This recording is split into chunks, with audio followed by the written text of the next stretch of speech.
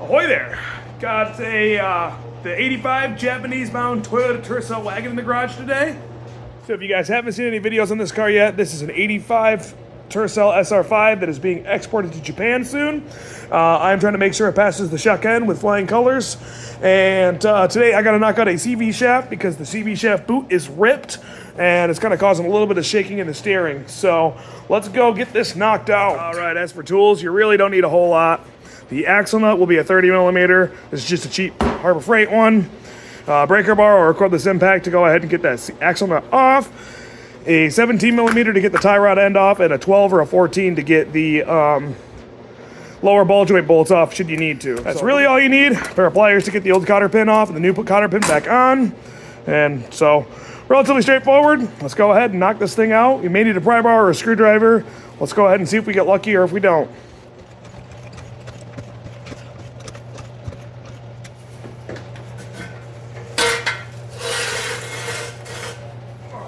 One thing I forgot to mention, you will need a torque wrench to pop this thing back on.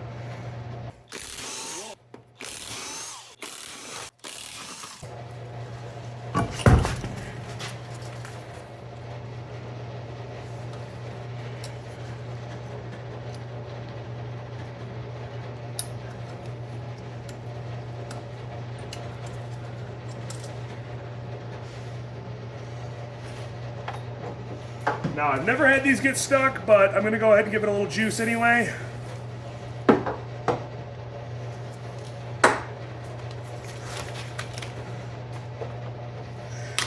If you don't have an impact, I'd recommend leaving the wheel on, getting this off, or putting the lug nuts back on, dropping it back down on the ground, and then knocking this off in reverse. You can have someone stand on the brakes or put it in first gear to keep it from rolling in theory, and that will help get this thing to pop out. Whew. That actually came off. Not too bad. There's a little flat washer behind here. Oh, look at that.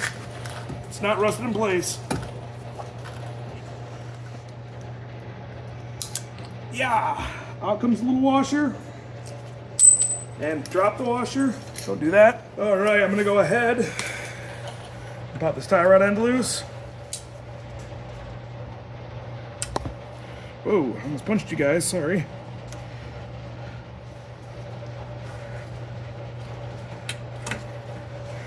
And once again, a little penetrating oil. This makes me feel a lot better about everything. That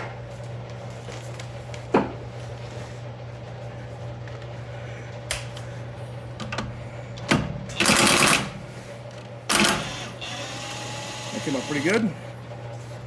So in order to get this tie rod end to pop off, there's a couple different things you can do. I would encourage you to spray some penetrating oil in it.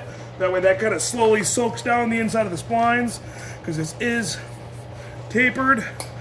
You really don't want to hit on the top of this thing unless you're replacing it, but you can give it a couple light taps because you can see it is beveled, but I would encourage you not to. Typically I just gotta hit on the side right here and they'll typically fall down. If it helps, you can put a little downward pressure with your left hand. There we go. Like I said, a couple tiny taps in the top are okay. You don't really want to do it too crazy. This tie rod end feels pretty decent, but this boot is not great. But anyway, now that we got that loose, you can see why we're changing the CV shaft out. That is destroyed. That's not what you want. All right, so I am next going to pull out the two bottom ball joint bolts. There are two bolts facing down to the bottom of here. We'll pop these out and that should allow us to slide this off the ball joint. That should give us enough room to get this CV shaft out.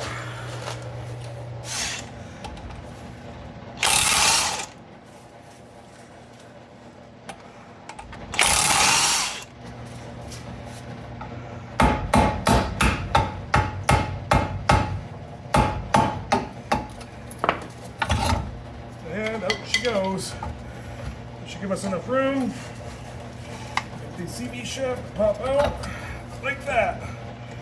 There she goes. Okay, coming underneath here now. We're going to get the CV shaft to pop out right inside of here.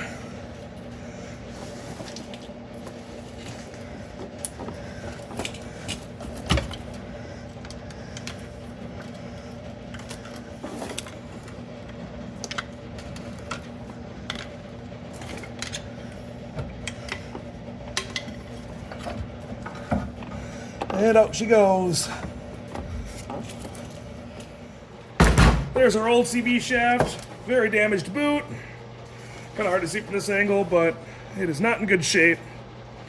Possibly a reboot might fix it, but here's our new one. This is a TRAKMOTIVE. I would strongly encourage you guys to buy new TRAKMOTIVE axles. I have not personally had any good luck with any of the remanufactured axles, cheap or expensive. New ones have always been a better way to go. TRAKMOTIVE ones are pretty highly praised amongst the community. Should be a cotter pin in here somewhere. Where are you? Well, whatever.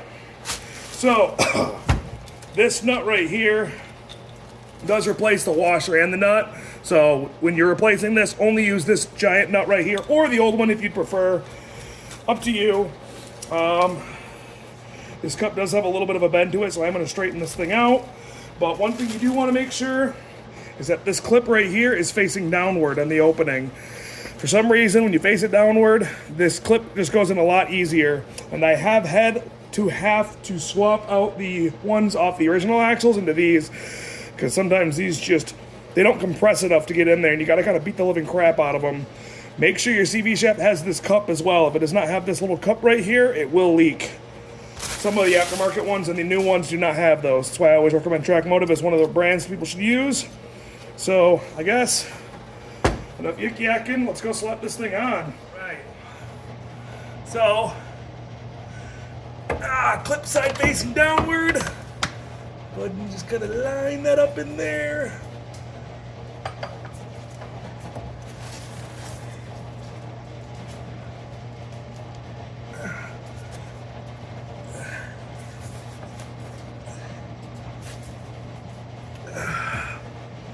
Pretty much in. Just needs a little bit of a negotiation.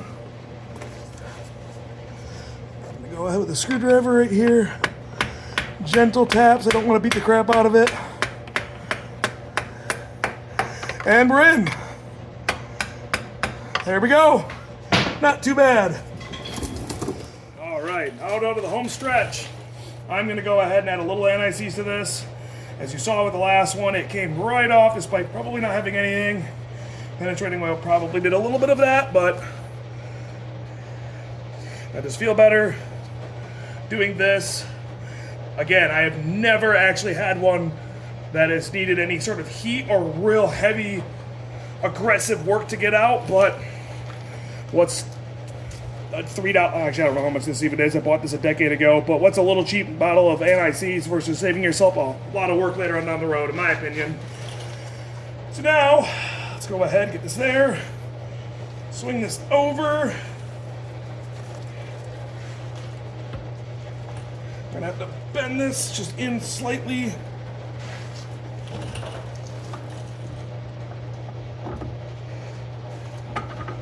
And in the splines. Let's see how this ball joint feels. Ooh. Ball joint's a little wore out. I'm gonna change those ball joints.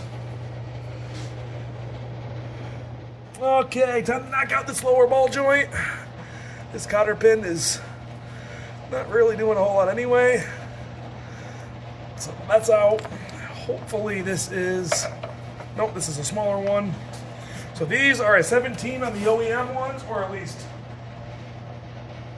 this one is a 17. The new one that I got is a 19.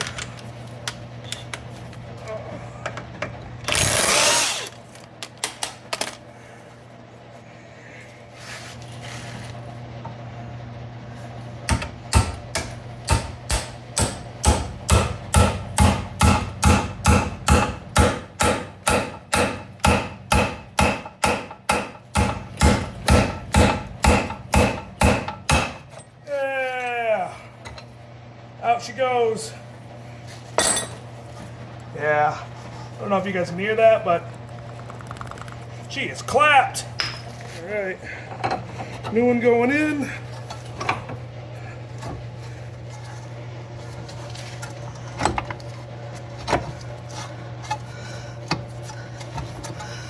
go. Getting that thing all lined up.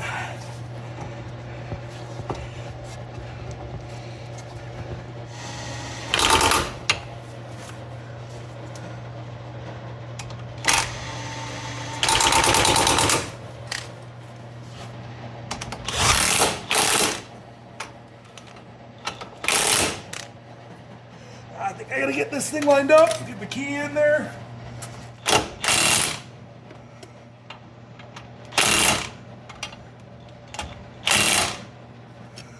That should be pretty good.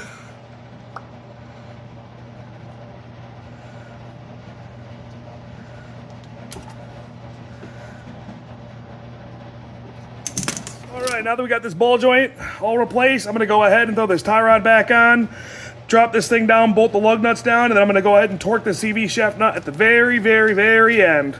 And that should be just about all we gotta do. Okay, a little bit of a jump ahead. I actually went ahead and changed the front struts out completely, inserts and everything like that. So now it is time to torque this axle nut down. There's several ways you can realistically do this. You could drop the car on the ground, put the center cap off and torque it that way. You could have a friend hold the brake. You can use a pry bar like this. Really whatever suits your fancy. I'm going to do the torque spec. Let me rephrase that. The torque spec in the factory service manual is 137 foot-pounds. So I have a torque wrench. This one's not, you don't need one nearly this fancy. You can go get a click style from like Harbor Freight. If you're off by like 2 foot-pounds, I wouldn't be overly concerned about it. Get her to, oh, maybe this won't really work like I thought it would. I think I'm doing this the wrong way, and that's what my problem is. Yep, I gotta go that way with it. Moron.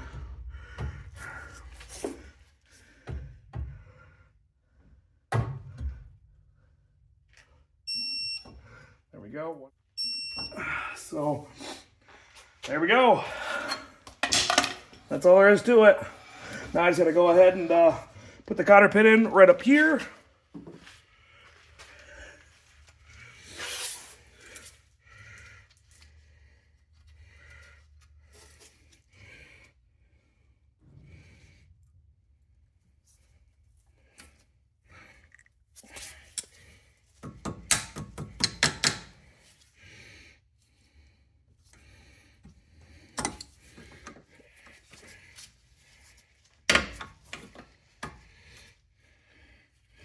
Okay, all done.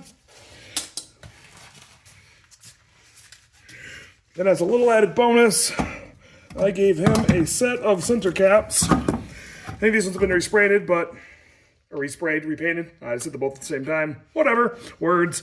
But it looks a lot nicer than just open steelies. Well, that's really gonna wrap up a CV shaft. They're pretty simple. Don't really ever force one. If you have any questions about anything at all, email me or DM me or comment down below, whatever the words are. I'll do my best to help you guys all out, and thanks for watching. I'll catch you in the next one. Adios.